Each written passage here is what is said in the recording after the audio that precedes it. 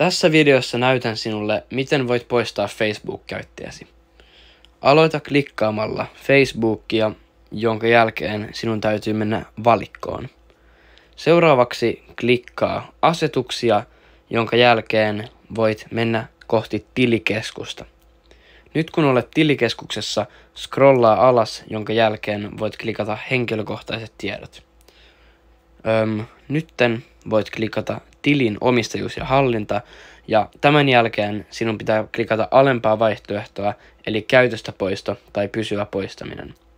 Seuraavaksi valitse tili, jonka haluat poistaa, ja seuraavaksi valitse poista tili. Siis ei poista tili käytöstä, vaan poista tili.